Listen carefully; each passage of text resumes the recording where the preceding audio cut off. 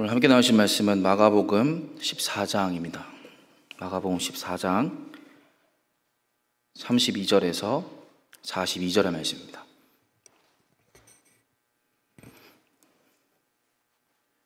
마가복음 14장 32절에서 42절의 말씀.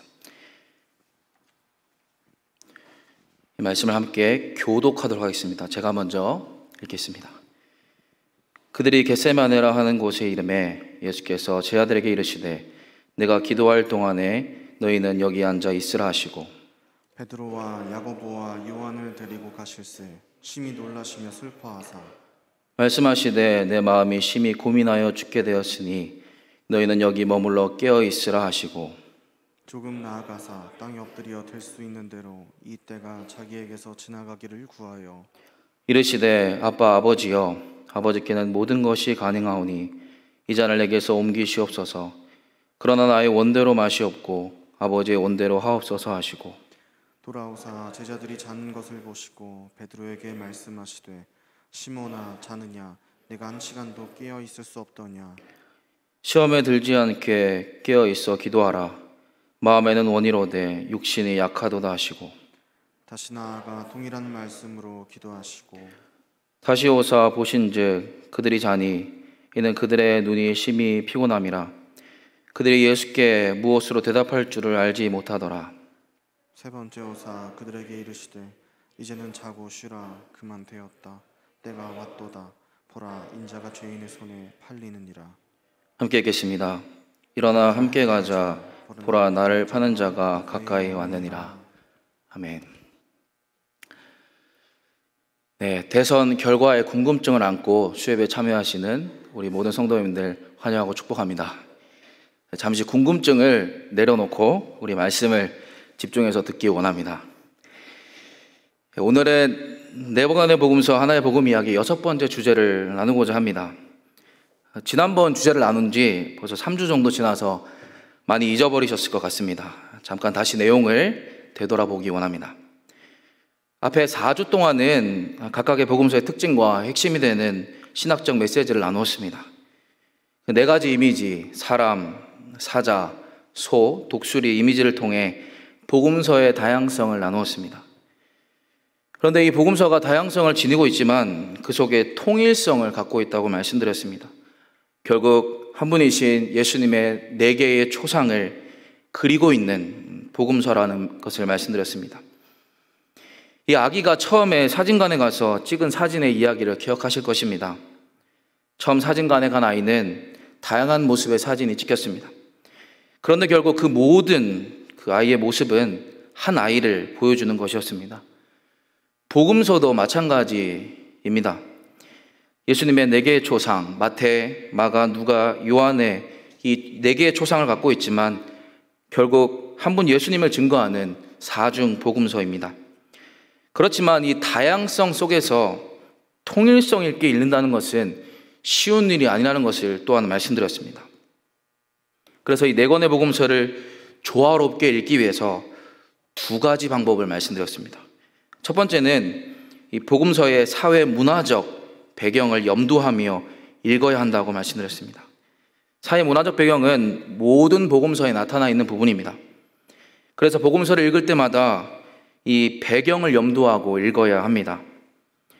이 사회 문화적 배경에 있어서 4가지를 말씀드렸습니다. 개인보다 집단을 중시하는 정서, 명예와 수치, 가족과 친족, 환대하는 문화에 대해서 말씀드렸습니다. 그리고 2번째로 복음서를 조화롭게 읽는 방법은 수평적으로 읽기입니다. 수직적으로 각 복음서마다 이야기의 줄거리를 따라 읽을 수도 있습니다. 그러나 복음서를 나란히 두고 수평적으로 비교하며 읽는 것은 복음서를 더욱 풍성하게 읽는 방법입니다. 각각의 것을 비교하며 읽을 때 그 특징이 부각되고 풍성한 의미가 드러나는 것을 볼 수 있습니다. 그런데 이러한 수평적 읽기는 초기 교회가 형성되고 복음서가 널리 읽혀질 시기부터 사용되었던 방법입니다. 오늘날도 이러한 방법을 통해 조금 어렵기도 하고 또 복잡하기도 하지만 이 방법을 통해 무엇보다 복음서의 풍성함과 깊은 메시지를 경험하게 될 것입니다. 이 오늘과 다음 주 그리고 그 다음 주는 이러한 수평적인 읽기를 통해 복음서를 묶어줄 수 있는 주제를 나누고자 합니다. 다양성 가운데 한번 통일성을 함께 살펴보고자 합니다. 오늘 함께 나눌 주제는 처음 보셨을 때 궁금증이 생기셨을 것입니다. 도시와 정원, 도시와 정원은 무엇을 말하고자 하는 것일까 궁금증이 있으셨을 것입니다. 이 도시라고 하는 것은 예루살렘을 가리킵니다. 그러면 정원은 무엇일까요? 네, 정원은 겟세마네 동산을 가리킵니다. 오늘은 예수님께서 이 도시인 예루살렘에 입성하시는 본문과 또 겟세마네 동산에서 예수님의 기도, 또 제자들과의 이야기를 함께 나누고자 합니다. 이 이야기들은 사복음서 모두 담겨 있습니다. 십자가의 길, 고난의 길이 시작되는 이 직전의 이야기입니다. 또한 예수님께서는 끊임없는 사전 작업을 하셨습니다. 어떠한 사전 작업을 하셨을까요? 바로 순환 예고를 말씀하셨습니다. 자신이 고통을 받고 고난받을 것을 미리 말씀하셨습니다. 그래서 오늘은 이 순환 예고, 예루살렘 입성, 그리고 겟세마네의 이야기를 통해 이 복음서의 합치점, 그리고 통일된 부분을 나누고자 합니다. 먼저 순환 예고입니다. 이 순환 예고라고 하는 것은 예수님께서 자신의 고난과 십자가의 죽음을 미리 알려주신 것을 뜻합니다.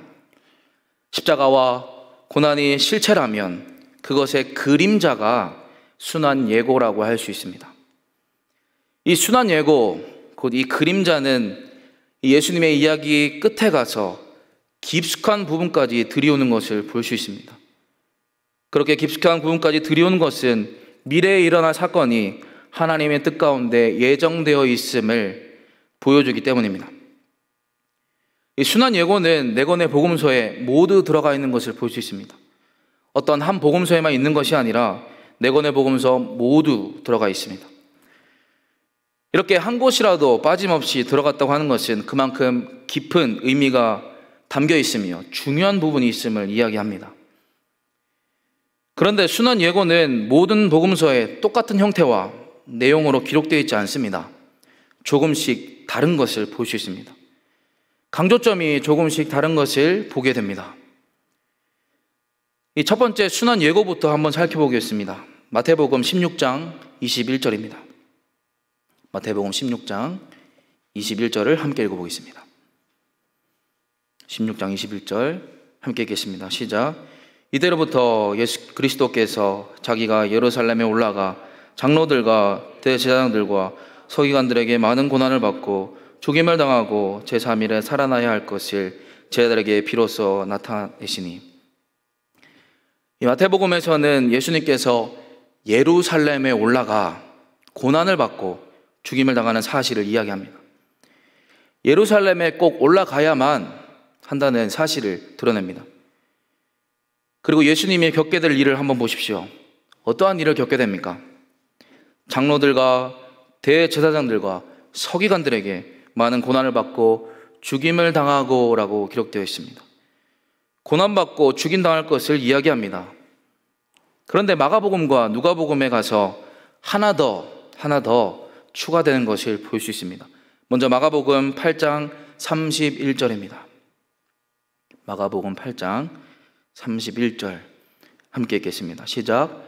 인자가 많은 고난을 받고 장로들과 대제사장들과 서기관들에게 버림받아 죽임을 당하고 사흘 만에 살아나야 할 것을 비로소 그들에게 가르치시되. 이 추가된 것이 보이십니까? 바로 버림받아가 추가되어 있습니다. 또 누가복음 9장 22절도 읽어보겠습니다. 누가복음 9장 22절 함께 읽겠습니다. 시작. 이르시되 인자가 많은 고난을 받고 장로들과 대제사장들과 서기관들에게 버림받아 죽임을 당하고 제3일에 살아나야 하리라 하시고. 이 누가복음도 뭐가 추가되어 있습니까? 네, 버림받아라는 부분이 추가되어 있습니다. 예수님께서 고난을 받으시고 죽임 당하신 것뿐만 아니라 버림받으셨고 외면당하셨음을 드러냅니다. 이 추가되는 부분을 통해 예수님의 고난에 있어서 더 풍성한 의미를 얻게 됩니다. 이 첫 번째 순환 예고뿐만 아니라 두 번째, 세 번째 순환 예고에서도 차이점을 발견할 수 있습니다. 먼저 마태복음 20장 18절에서 19절의 말씀입니다. 마태복음 20장 18절에 19절 함께 읽겠습니다. 시작. 보라, 우리가 예루살렘으로 올라가노니 인자가 대제사장들과 서기관들에게 넘겨짐에 그들이 죽이기로 결의하고 이방인들에게 넘겨주어 그를 조롱하며 채찍질하며 십자가에 못 박히게 할 것이나 제3일에 살아나리라. 이 첫 번째 순환 예고와 비교해 봤을 때 종교 지도자들에게 넘겨져야 한다는 것을 두 번째와 세 번째 순환 예고에서 볼 수 있게 됩니다. 고난받고 버림받고 죽임당하는 것뿐만 아니라 넘겨짐을 당하시는 예수님이십니다. 이것이 무슨 차이가 있느냐, 뭐가 다르냐, 결국 같은 것 아니냐 하는 생각을 하실 수 있습니다. 그러나 넘겨졌다고 하는 것은 종교 지도자에게 팔리신 예수님을 나타냅니다. 그리고 그 종교 지도자들, 이 당국자들은 예수님이 처형당하기 전에 조롱하고 채찍질할 그 이방인들에게 다시 넘겨준 사실을 드러냅니다. 철저하게 외면당하셨고 버림받으셨으며 팔리며 넘겨지신 예수님이십니다. 이것의 하나하나의 의미를 살펴볼 때 예수님이 얼마나 철저하게 외면당하셨는지 알 수 있습니다. 이 넘겨졌다고 하는 것은 마가복음과 누가복음에도 동일하게 나옵니다. 그런데 여기서도 여러 가지 차이점을 발견하게 됩니다. 먼저 마가복음 10장 33절에서 34절을 읽어보겠습니다. 마가복음 10장 33에서 34절 함께 읽겠습니다. 시작. 보라, 우리가 예루살렘에 올라가노니 인자가 대제사장들과 서기관들에게 넘겨짐에 그들이 죽이기로 결의하고 이방인들에게 넘겨주겠고 그들은 능욕하며 침뱉으며 도둑질하고 죽일 것이나 그는 3일 만에 살아나리라 하시니라. 그리고 누가복음 18장 31절에서 32절을 읽어보겠습니다. 누가복음 18장 31에서 32절의 말씀 함께 읽겠습니다. 시작. 예수께서 12 제자를 데리시고 이르시되 보라, 우리가 예루살렘으로 올라가노니 선지자들을 통하여 기록된 모든 것이 인자에게 응하리라. 인자가 이방인들에게 넘겨져 희롱을 당하고 능욕을 당하고 침뱉음을 당하겠으며. 읽으면서 어떠한 차이점이 보이셨습니까? 마태복음에서는 예수님의 처형 방법이 구체적으로 언급되었습니다. 십자가에 못 박힌다는 구체적인 방법이 이야기되었습니다. 거기에 조금 더 구체적으로 마가복음은 침뱉음 당한 것이 추가되었습니다. 그리고 또한 누가복음은 조롱과 모욕에 대한 더 일반적인 언급을 추가합니다. 그런데 앞에 첫 번째 순환 예고도 그렇고 두 번째, 세 번째도 아직 요한복음의 기록에 대해서는 살펴보지 않았습니다. 그렇다면 요한복음은 순환 예고에 대해서 어떻게 이야기하고 있을까요? 요한복음 2장 4절을 읽어보겠습니다. 요한복음 2장 4절 함께 읽겠습니다. 시작. 예수께서 이르시되 여자여 나와 무슨 상관이 있나이까? 내 때가 아직 이르지 아니하였나이다. 네, 또 요한복음 12장 23절도 읽어보겠습니다. 12장 23절 함께 읽겠습니다. 시작. 예수께서 대답하여 이르시되 인자가 영광을 얻을 때가 왔도다. 예수님의 순환을 그 때라고 표현합니다. 이 때라는 이 시간의 개념 안에 함축되어 요한복음 표현한 것을 볼 수 있습니다. 이 요한복음 앞부분에 가나의 혼인잔치에서도 예수님은 어머니 마리아에게 내 때가 아직 이르지 아니하였나이다 라는 표현을 씁니다. 요한복음은 그 정해진 그 때를 향하시는 예수님을 보여줍니다.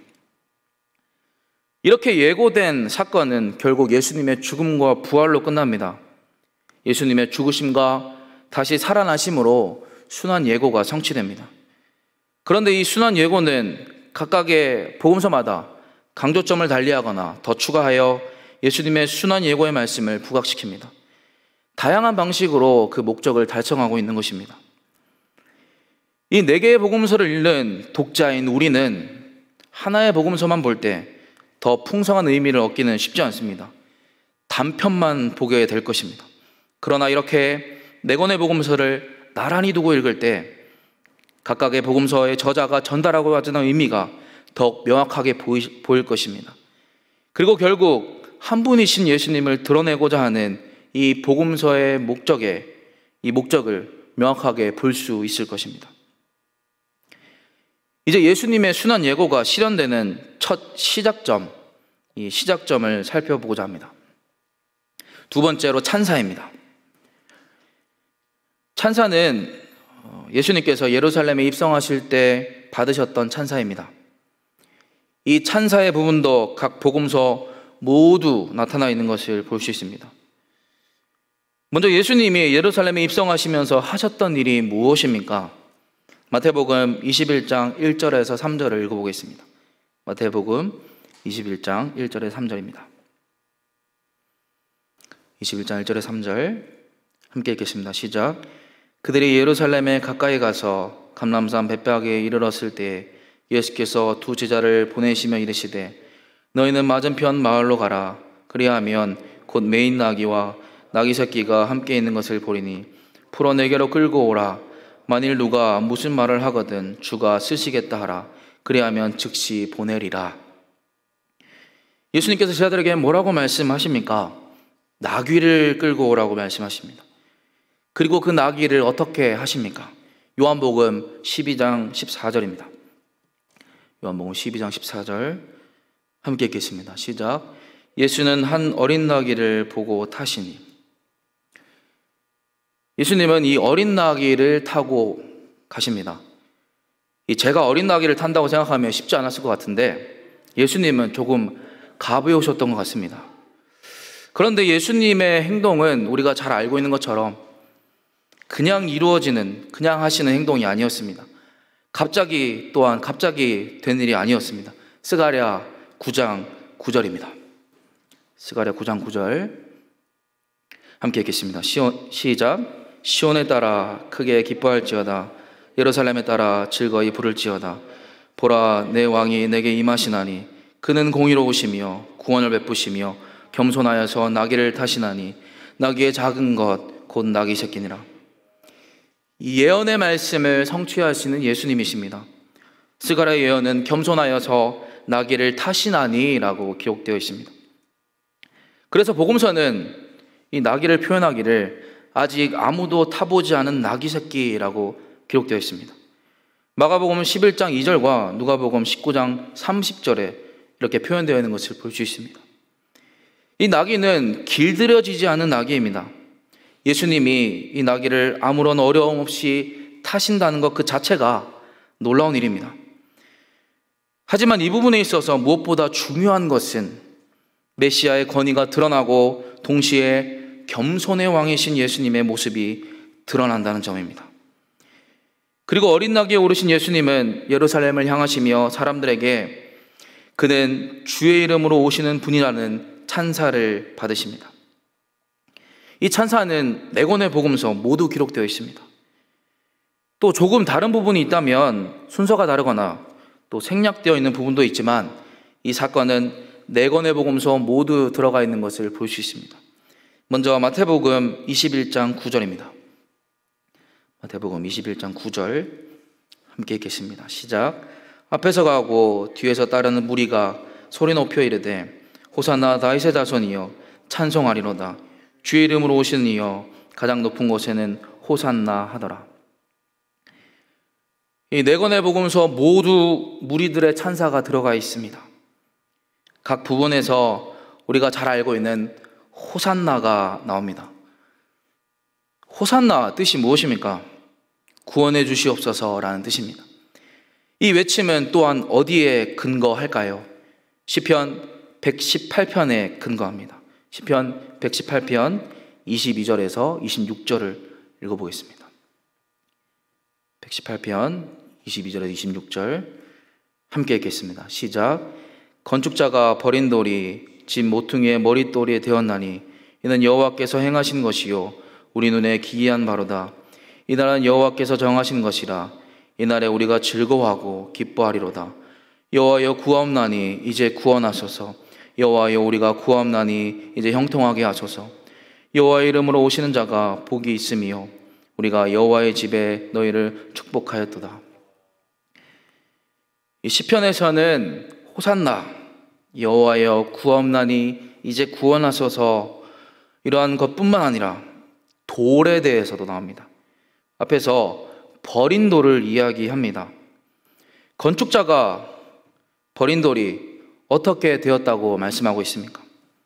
집에 모퉁이 돌이 되었다고 이야기합니다. 이 버린 돌은 누구를 가리킬까요? 복음서에서는 예수님께서 버림받을 것을 계속 말씀하십니다. 이 버림받은 돌은 예수님을 가리킵니다. 철저하게 버림받으신 예수님을 가리킵니다. 버림받으신 예수님이 머릿돌이 되셨음을 또한 말씀하고 있는 것입니다. 마태복음 21장에서 이것을 명확하게 드러냅니다.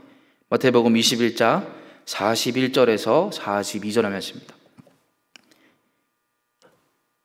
21장 41절 42절 말씀 함께 읽겠습니다. 시작.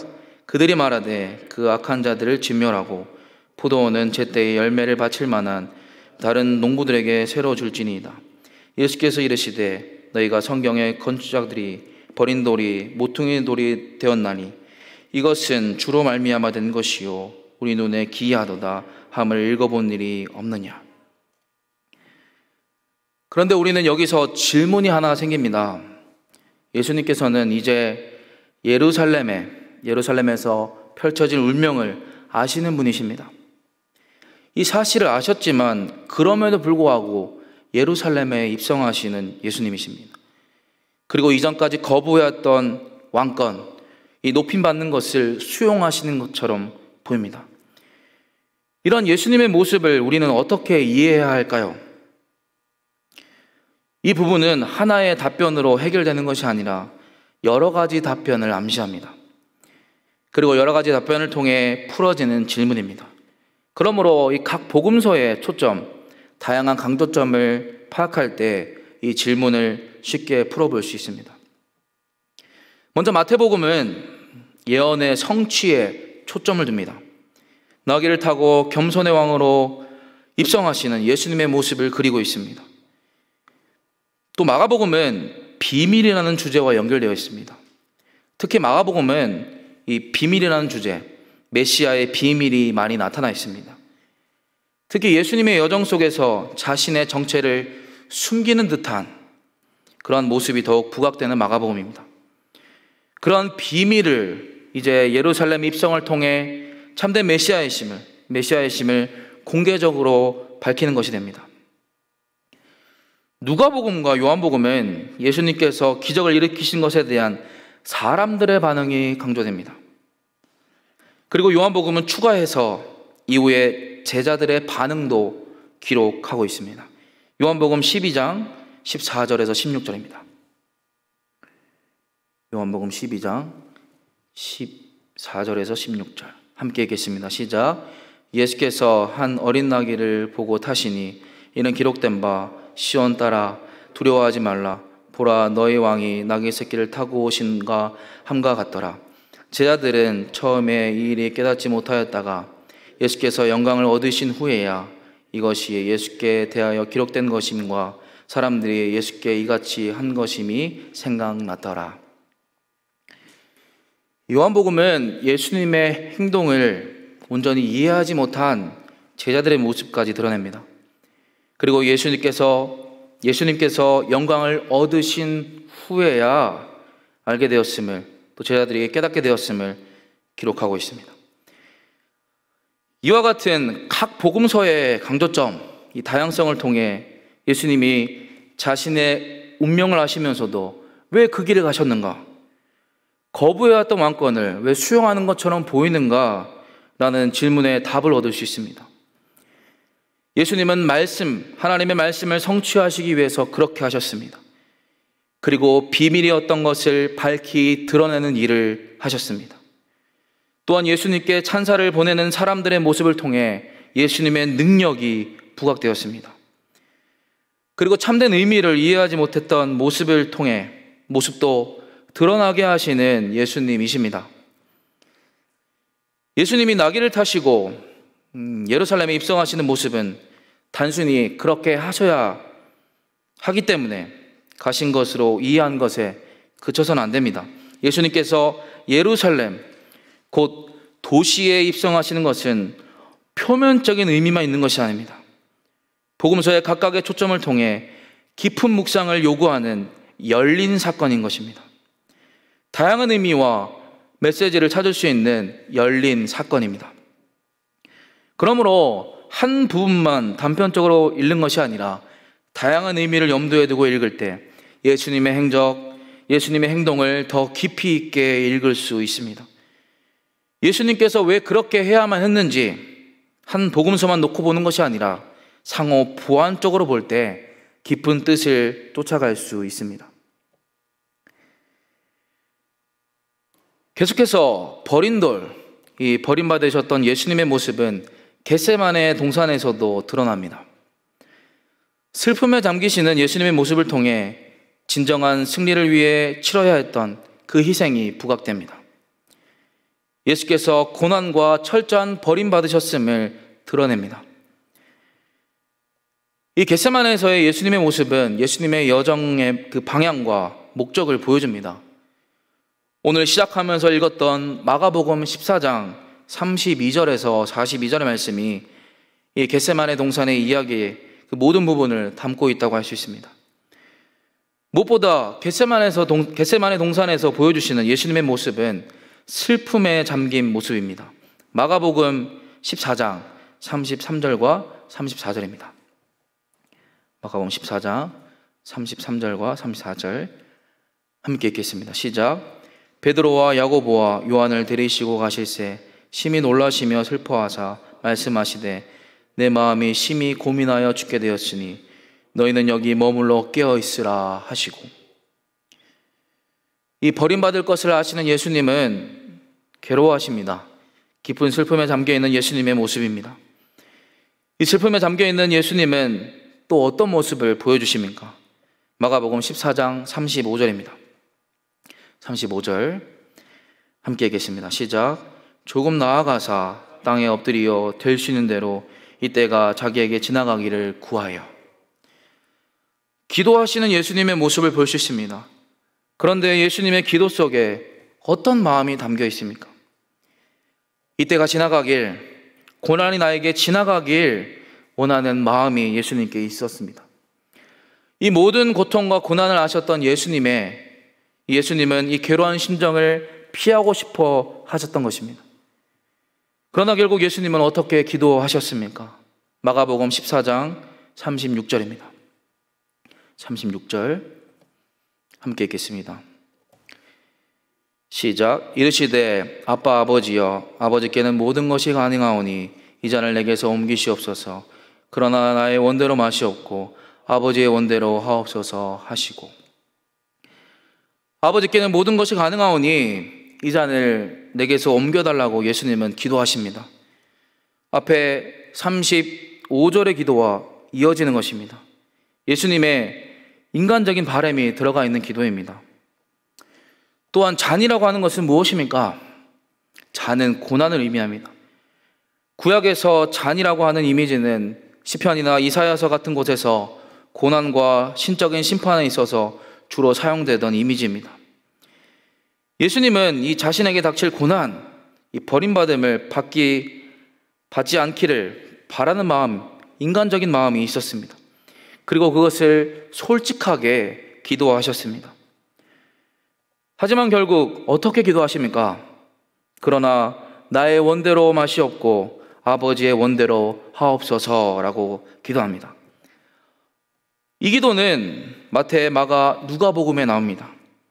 또 요한복음은 이 겟세마네 동산의 이 구체적인 이야기를 기록하고 있지 않지만 같은 지향점을 보여주는 예수님의 말씀을 볼 수 있습니다. 요한복음 5장 30절입니다. 요한복음 5장 30절 함께 읽겠습니다. 시작.